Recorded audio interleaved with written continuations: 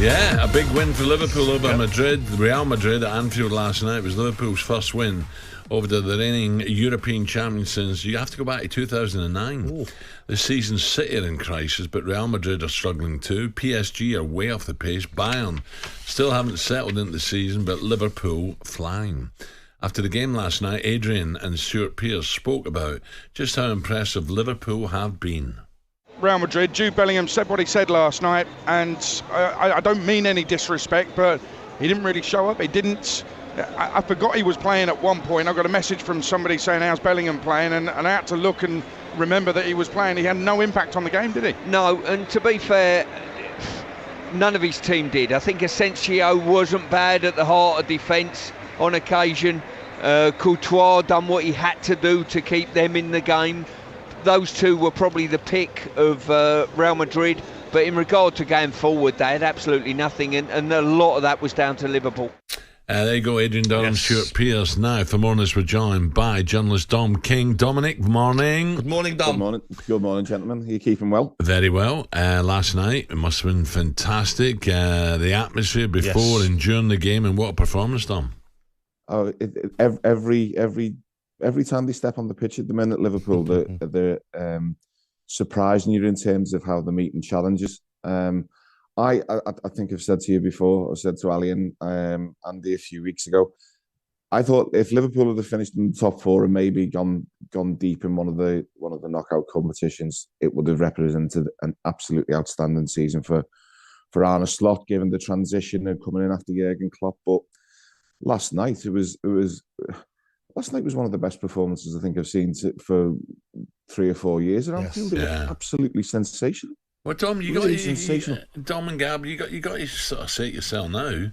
Liverpool strong favourites for the Premier League, and the way they performed last night, could this be a magnificent double? I would just say I was in Lisbon on Tuesday night and I watched Arsenal, and I thought Arsenal were fabulous. Yes. I really did. I thought they were, and I think if anybody's sort of expecting Liverpool to run away with things, I would check sort of expectations on that, because I think Arsenal, if they keep this team that they played in Lisbon together for 10, 12, 14 games, they're going to win an awful lot of points, and they're going to be right there. I think it's going to be between Liverpool and Arsenal for the league. I think there's too many problems at Manchester City at the minute, and I'm not being disrespectful at all, but the manner in which they're sort of capitulating at the moment, that doesn't just change with a click of a fingers. That would suggest to me that there's something a little bit deeper. But Liverpool looks settled, and the thing that really impresses me about the performance is it's methodical. They sort of they're like boxers. They find the way in for the first 3 rounds, and then after half time in every game, it's like it's bang bang bang. For me, Dom, when I watch Liverpool, I look at 2 centre halves on their day, not scared of anyone, can match anyone for pace and strength. I look at Bradley last night. I thought he was outstanding. That tackle on Mbappe. I just thought he was good all game, and the right decision to play him, even if Trent was fit, because defensively he's better than Trent.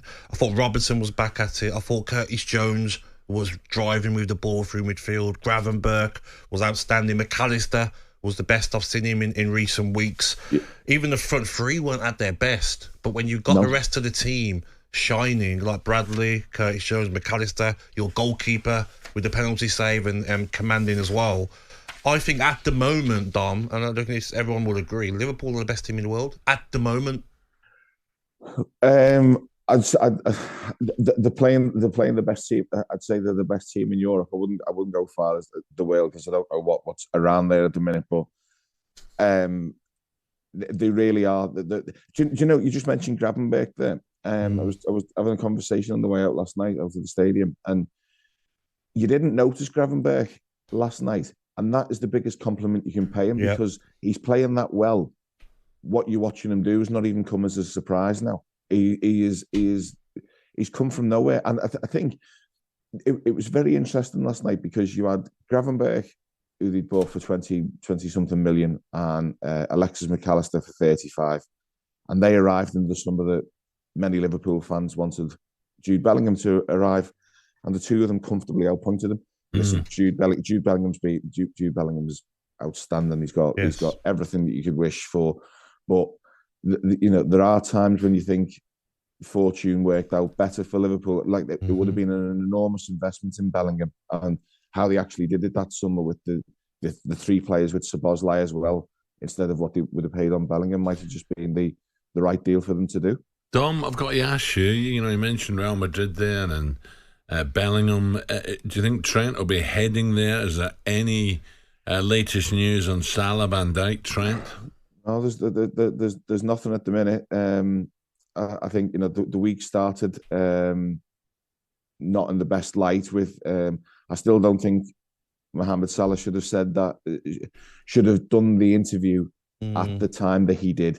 I can understand exactly where he's come from, and I have sympathy for him in the fact that he obviously wants to stay. That much is clear. Otherwise, he wouldn't have done that interview and been so emotional about it. But there has to be some sort of middle ground where they meet. Is it a Liverpool offer him 1 year? Does he want 2 or 3? That's the part that's unclear. And I didn't like the fact that he did the interview on Monday, because you then have an issue like last night when he misses a penalty, and you'll have people saying, "Oh, is the contract? Is it all weighing on his mind? Did he miss it because of that?" That's why he should have kept his mouth shut.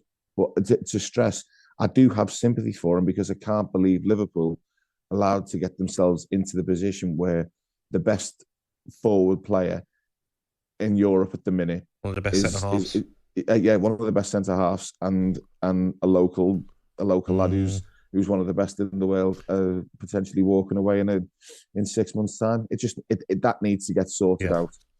How it does, I don't know. Don, one last one. Weekend, Liverpool, Man City. Is this a must-win for City, or they can forget the Premier League? In a situation like this, I think back to Jose Mourinho was doing punditry when Man City came to Liverpool in November 2019, and there was a 6-point gap between them at that point. And Mourinho said beforehand, if it goes to 9, and he waved, he said, goodbye, that's it. If Liverpool get 11 points clear of Man City, City aren't going to overtake them. And then I don't know whether that means Liverpool will win the league, but if Liverpool end up 11 points clear of Man City won't be overtaking them. Nice one, Dom. Thank you. Dom King. No problem at all. Top man, thanks, Dom. pal. 03717 223344. Gabby has officially announced Liverpool as the best team in the world right now. Do you agree?